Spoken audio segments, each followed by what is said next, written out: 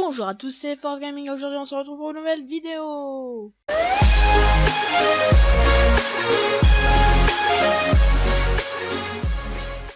Et aujourd'hui on va faire la présentation du logiciel Xpadder, comment l'installer, comment l'utiliser. Je vous en ai parlé dans l'épisode Euro Truck Simulator 2, le dernier épisode sur notre chaîne bien sûr.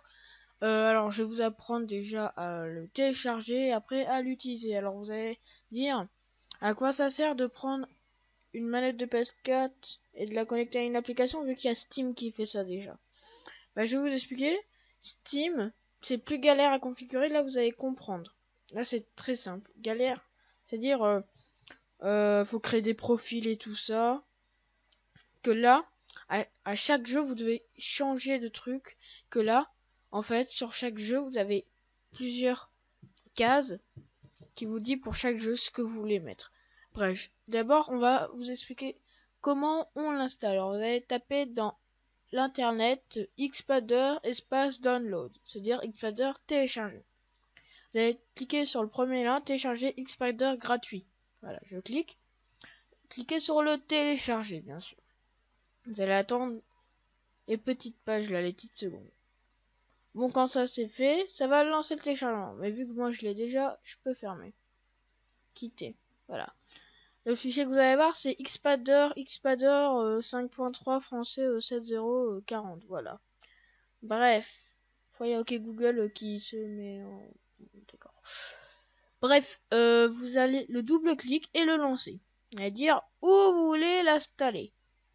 Moi, je veux l'installer dans bureau et dossier. Bureau dossier, voilà. Vous faites extract. Là, ça va faire extracting. C'est magnifique, c'est beau. Ça prend un peu de temps. Bon, je vous retrouve dès que c'est bon.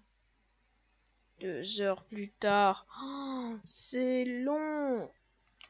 Bon, 2 heures plus tard, c'est fini enfin. Alors, je vous propose qu'on aille dans l'emplacement du fichier. Logiquement, ça c'est mon ancien. Le nouveau que je viens d'installer, nouvelle version, c'est celui-là.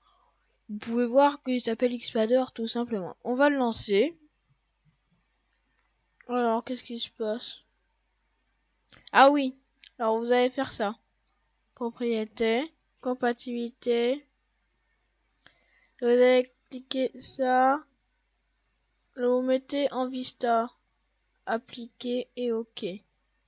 Logiquement, ça marche. Voilà. Quand vous avez mis en Vista, c'est cool. Vous allez faire sur Start. Vous allez mettre le programme de location. Bon, ça c'est déjà fait. Programme location. Voilà. Le programme... vous allez faire... Do not associate. Voilà. Voilà, ça c'est fait. Après, tout simplement, vous allez brancher votre manette comme ce que je vais vous montrer sur la petite vidéo. Juste 2 secondes. C'est bon, je suis allé chercher ma manette et on va la brancher tout simplement. Voilà. Simplement, ça va faire un petit interface comme ça. Vous pouvez pas l'agrandir, c'est dommage. Moi aussi, je trouve. Vous allez cliquer sur là. Cliquez sur Create, Load, et configurer si ça veut bien.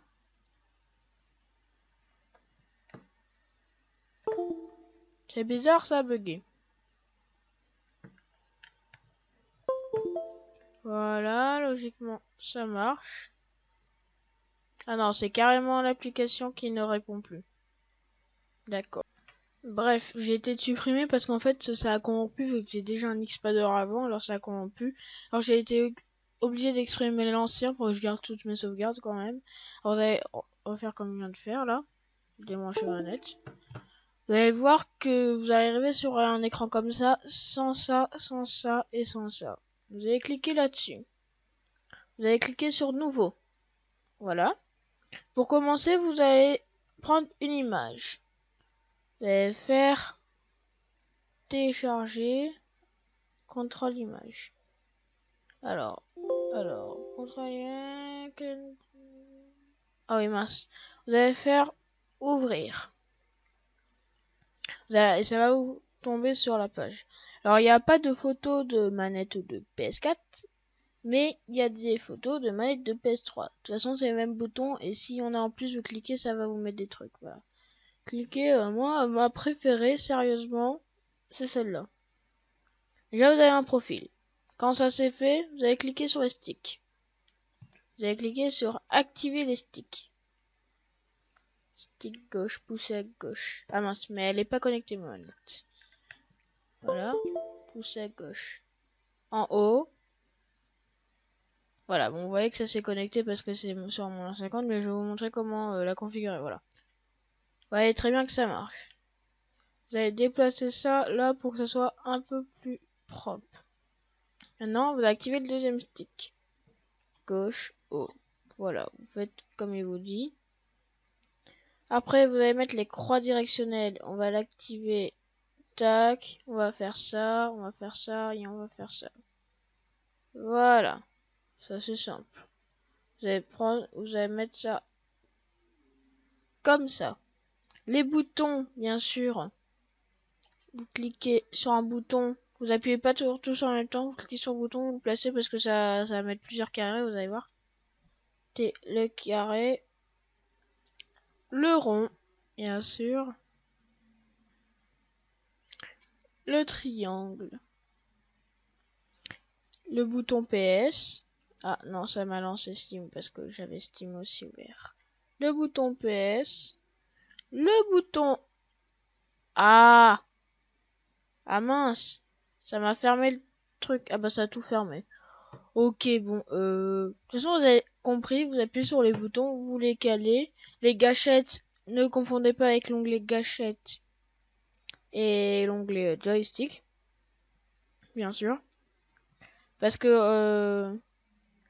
faut aussi mettre les gâchettes dans les boutons. Ça oui, comme ça. Alors, j'ai juste essayé de relancer. Ouais, mais ça le fait pas. Ouais, on va enregistrer. Ouais, aussi, alors vous voyez que là, les gâchettes sont configurés, bien sûr. Faire OK. Bon, moi j'ai déjà plusieurs profils configurés, mais en fait, j'ai fait une bêtise juste avant. Vu que j'ai remis de nouveaux boutons, ça a tout supprimé. Voilà. Je suis déçu. Très déçu. Bref, c'est pas grave. Ouais. Oh, ça va, ça a gardé certains trucs. Ah, bah, ça les a tous gardés. Parfait, ça. Si. Bref. Quand vous avez fini, vous allez arriver sur une interface plutôt comme ça. Vous allez dire, bon, imaginons, je veux faire un truc, un 8 axes. Un 8 axes, vous allez cliquer sur sur les joysticks, un 8 axes, hein, d'accord? Vous voyez que là, on en est que à 4. 1, 2, 3, 4. Cliquez sur le petit, là. Et vous allez mettre 8 directions. Voilà, voilà, voilà, vers le haut, vers tac, tac, tac. Bon, ça, c'est ça. Faites un rond. Magnifique. Vous pouvez faire que... Non, je vais me tromper. Si vous voulez faire aucun. Pourquoi ça fait aucun, non? Je voulais dire pavé numérique. Regardez, tac, tac, tac. Ça fait un petit pavé numérique très sympathique. Vous avez aussi la souris et les touches comme on le veut. Voilà, comme on va le configurer. Vous allez cliquer sur le bouton et choisir ce que vous voulez que ça fasse. Bien sûr, tout simplement, voilà. Molette, tout ça.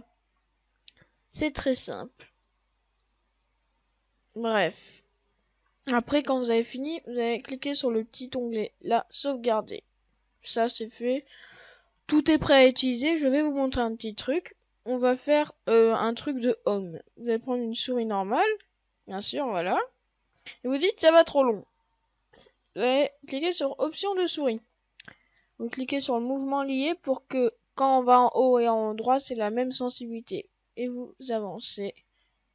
Et vous faites OK. Et vous voyez que là, ça va plus vite. Mais moi, je veux que, imaginons dans la page Steam qui est ouverte derrière, que j'appuie sur le stick droite vers le bas et que ça descende. On appuie sur la petite mallette et on va assigner ces touches. Vous allez tout simplement assigner les molettes. Je viens de me tromper. Ça vers le haut. Ça vers le bas. Et ça, si vous voulez, bah, y a rien à mettre. Cliquez sur None pour désactiver les touches que vous avez mis.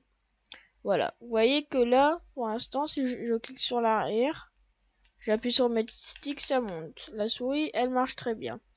Et imaginons, vous voulez faire un bouton qui fait un clic gauche, c'est-à-dire confirmer. Vous allez cliquer là, vous mettez un petit clic gauche. Vous mettez là, non, là, un petit clic droit, bien sûr. Et un clic molette, bah, voilà, simple. Imaginons je veux lancer ma musique en plein menu. Vous allez dire, enfin il parle de ça. Voilà. Ça c'était sûr. Vous allez prendre un bouton, bah, je vais mettre ça pour la musique. Et je vais lancer musique.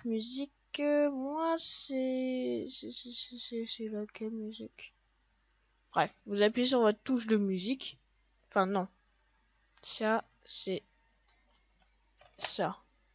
Mince, ça a lancé. Bref, moi c'est pas configurable parce que je suis un clavier MSI. On peut pas le faire. Parce que c'est une touche menu MSI, tout ça. Parce qu'en fait je peux lancer ma musique avec en même temps. Ce qui est pas mal. Bref, voilà. On a fait pas mal de trucs, je trouve. Après, on peut montrer en plein jeu. Vous voyez que moi, j'ai plusieurs configurations pour TS2 quand je fais un boîtier de vitesse. Mais un petit Fernbus, un petit ETS en manette, un petit BS. Voilà. On a plein de touches qui sont configurables, bien sûr. Ce qui est sympathique et agréable. Bon, j'espère que cette vidéo vous aura plu. Si c'est le cas, lâchez un petit pouce bleu comme d'habitude. Et n'hésitez pas à vous abonner, c'est gratuit. Mettez des petits commentaires si vous voulez des nouvelles vidéos. Si vous voulez un nouveau principe de vidéo, mettez en commentaire. Si vous voulez me donner des aides pour la chaîne YouTube, je suis preneur à tout. Ciao ciao, c'était Force Gaming, bye.